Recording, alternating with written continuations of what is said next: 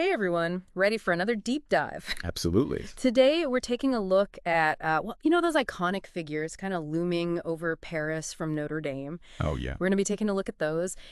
As Notre Dame gets ready to reopen on December 8th, we thought it'd be a great time to, really dig into this, especially with this awesome article from the Love to Visit France Substack. Okay, yeah. So So- I'm super excited to check it out with you. yeah, me too.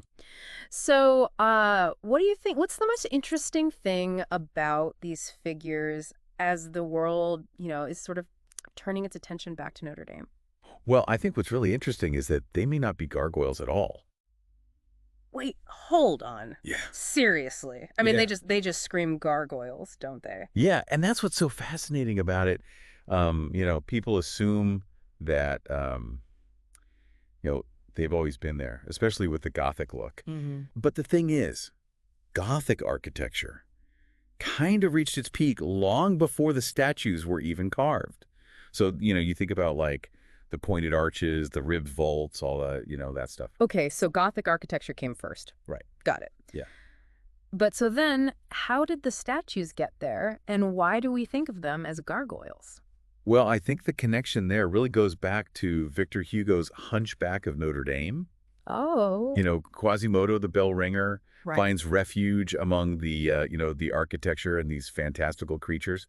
So it's Hugo's book set in this Gothic masterpiece Wow. that kind of gave us this image of these creatures, even though they weren't actually there yet. Exactly, exactly. Yeah. And then during a major restoration in the 19th century, that's when the statues were added. Oh, wow. It was almost like they were bringing Hugo's vision to life. That is so interesting. It really makes you think about, the power of literature, right? Yeah, for sure. And how it can shape how we think about history, architecture, all of it. Mm. So if they're not really gargoyles, what are they? Right. That's the big question. And I think to really answer that, we need to understand what a true gargoyle is Yeah. and, what they do, what their purpose is. Okay, let's do it. I'm ready to learn. All right. Okay, so imagine like a huge downpour. Yeah. Right? Back in, I don't know, medieval Paris. Okay. And all this rainwater, it's pouring off the roof of Notre Dame. Yeah. It's, it could really cause some serious damage to the stonework. And that's where the real gargoyles come in. So they're like a drainage system? Yeah, pretty much. They're these carved spouts that stick out from the roof line. And they direct all that rainwater away from the building. Oh, okay. So then all the crazy faces and stuff that we think of, that's just kind of extra, right? Like added on to the actual gargoyle part. Exactly, yeah. The spout is like the functional part. And then all that other stuff, the creatures or the, biblical figures or whatever, that's just decoration, really. It's just to make it look cool. But why go through all that trouble? I mean, were they just trying to like jazz up their drainage system? Well, I mean, think about it, This was a time when religion was like a huge part of life. Right. The cathedral itself, it was this symbol of faith. Yeah. And every little detail mattered. So maybe these figures, these so-called gargoyles, they were more like guardians, like protecting the cathedral from, both like actual damage, but also like spiritual harm. Maybe, yeah. Yeah. Some people think that, they represent these biblical stories. Mm-hmm. Or they were meant to, like, ward off evil spirits. It's like every single figure has a story to tell. Yeah. It just adds another layer to like the whole mystery of Notre Dame. Yeah, for sure.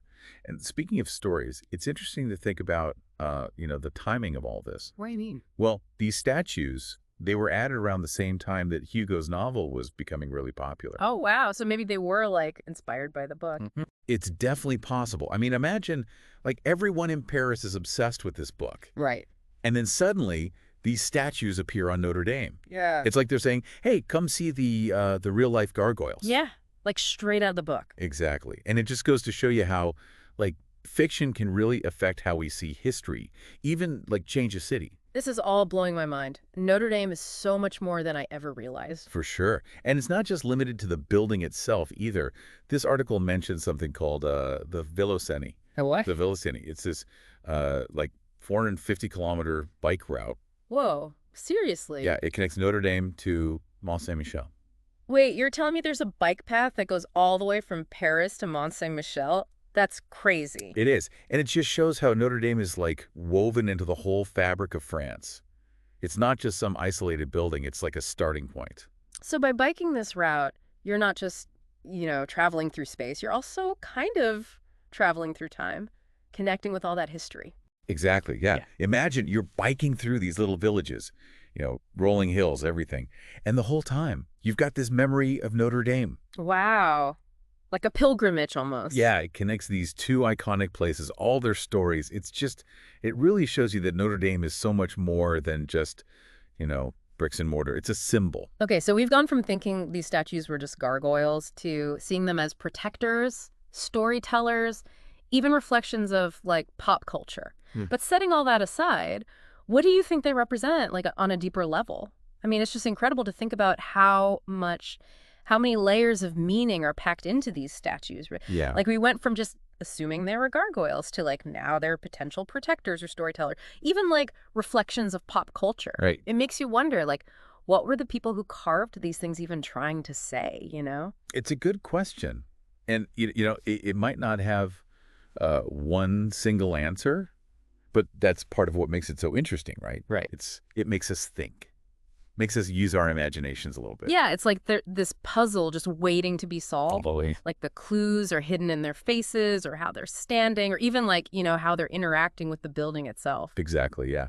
And I mean, some people think that they represent this struggle between good and evil. Oh, interesting. Yeah, like the grotesque figures, maybe they symbolize the temptations that we all face. So it's not just about protecting the cathedral itself, it's about protecting like the souls of the people who come inside. Yeah, I mean, remember Notre Dame was more than just a building. It was a spiritual center. Right. People would go there to connect with their faith. Yeah.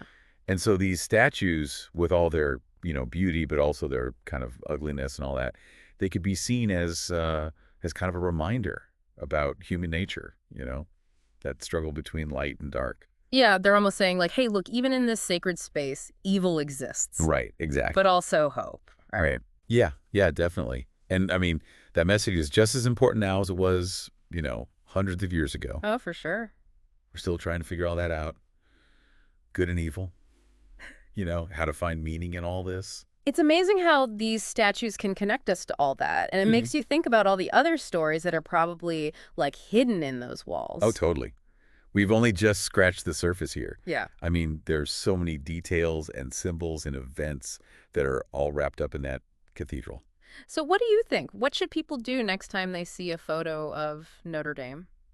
Well, if you ever get to visit in person, that's even better. Yeah. But take a closer look at those statues, Yeah. Don't just see them as like decorations. Think about what they mean.